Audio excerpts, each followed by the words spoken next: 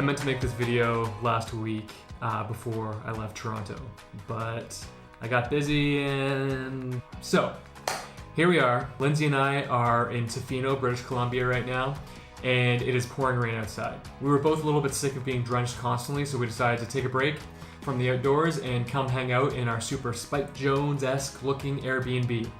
As a filmmaker, I've been very lucky to be able to travel around the world shooting tons of different projects.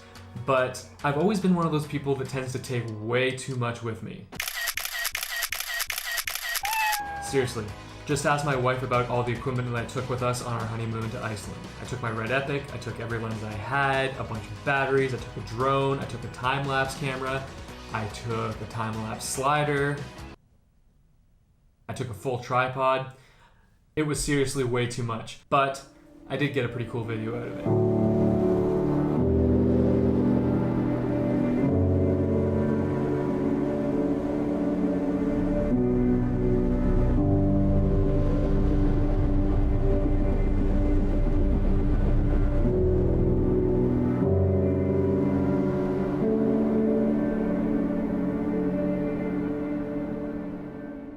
That was almost 4 years ago.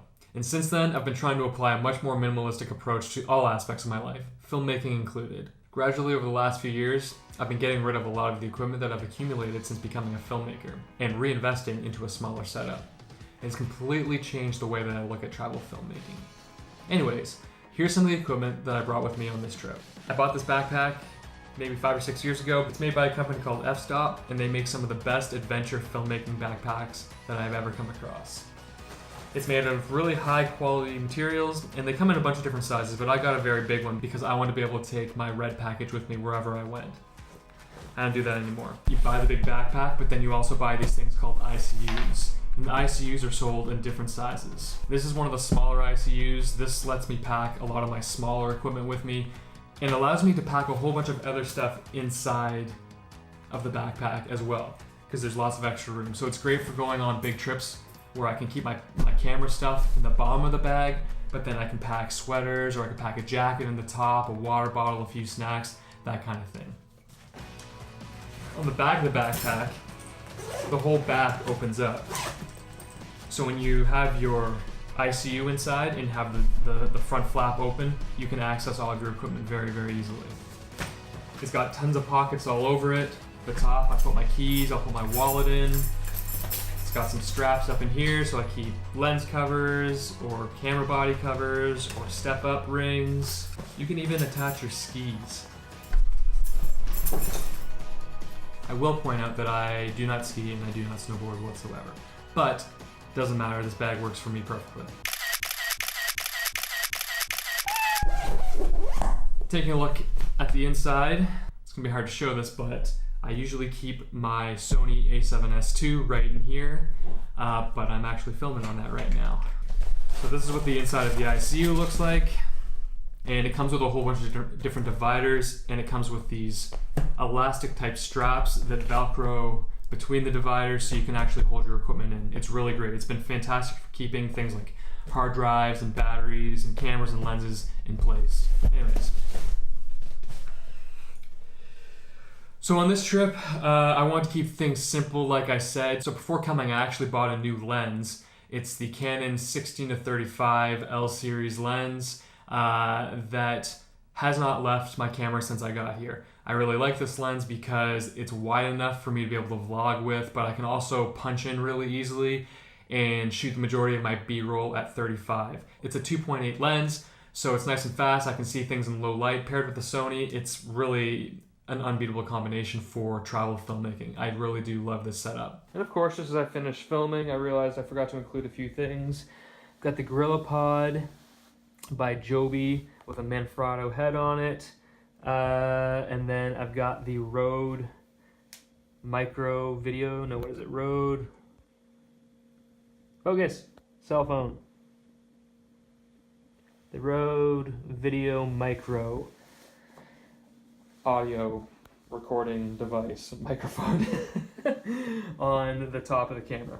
I brought a 50mm lens, 1.4. It's the old Canon one. This lens is probably the best bang for your buck if you're gonna buy a lens. I think it's like $400 and it's super fast. It allows you to get that super shallow depth of field and also shoot in some pretty crazy low light scenarios. So that's kind of cool. I've had this since I got into filmmaking maybe 10 years ago. I've used it a whole bunch. It's great for portraits. It's good for filmmaking. It's really just a really great cheap lens. So I keep this around in case I want to get a little bit tighter than 35 millimeters. Another crucial element, or another crucial piece of equipment that is super important to have is a variable ND filter. With the Sony, if you choose to shoot in S-Log2, the native ISO is 1600, which is crazy high. So you really do need one of these so you're able to shoot wide open on whatever lens that you're using. And it's very easy to use. You just dial in whatever level of ND that you want and you're good to go. So I keep this with me at all times. It's been a lifesaver. Batteries. A secret that I have, it's not really a secret, but it's something that I use. There's lots of different things that you can buy as far as bags to keep all of your equipment organized, but I just choose to use sandwich Ziploc bags. I can reuse them a whole bunch of times. These ones have been all over the place with me. I just throw, I throw cables, I throw batteries in them. Here's my cable bag. I have my MacBook Pro power in here. I've got some headphones. I've got my iPhone cable. I've got a couple USB 3 cables in here. It's a great and easy way to keep your stuff organized when you're on the road. Same with this. I have just a time-lapse remote that I think I got on Amazon for like 30 bucks. I take this everywhere with me. It's super easy to just set up a quick time-lapse. You just plug this in, dial in the settings. So there's that. Again, Ziploc, keep everything organized. Another Ziploc. This one's full of film. I've been very into shooting film photography for the last year. So whenever I travel, I just grab a few of my favorite film stocks, throw it in a Ziploc bag, and bring it with me. This trip, I actually brought 2 film cameras. So this is my film SLR type thing. It's just a Canon 8U1 program. Classic old camera. You see these everywhere, but it's been really great to have. It's great for taking portraits. And right now I have a 50mm lens on it, but I also have a 35mm in case I want to get a little bit wider. So yeah, I brought these with me to shoot some film. But then I also picked this up before our last trip to Peru. This is a Yashica T4.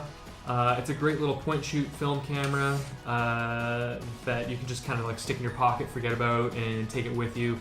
Very easy to pull out of your pocket. Just slide this little thing over, turn it on. Just autofocus, take a picture.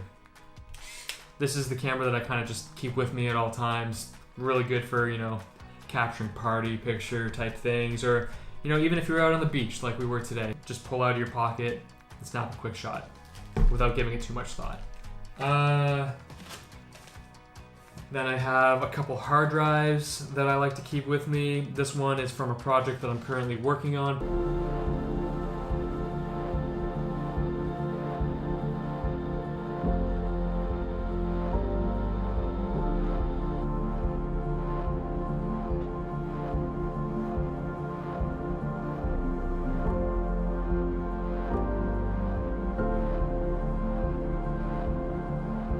I thought, I'll bring it with me just in case I have some free time.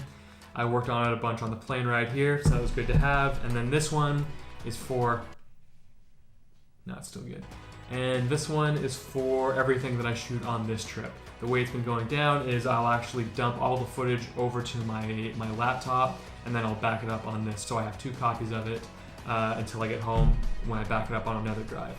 And then I've got this little battery charger. I use it to charge my phone. And that's pretty much it for the equipment that I brought. What else? I just picked this up a couple weeks ago. Upside down, sorry Apple. I used to have a Mac Pro Tower. Super powerful machine, but it took up a little bit too much space, and I wanted something that I could take with me on the road so I could be doing editing no matter where I am. So I picked this up. It's the new 2018 MacBook Pro, 32 gigs of RAM. This thing flies. I have never seen anything so fast. It has completely replaced my desktop. I got rid of my old MacBook. I don't think I'm gonna need another computer for 5 years. Like, this thing is so powerful. It just chews through 4K footage like no tomorrow. So yeah, this is my main workhorse for editing for the foreseeable future.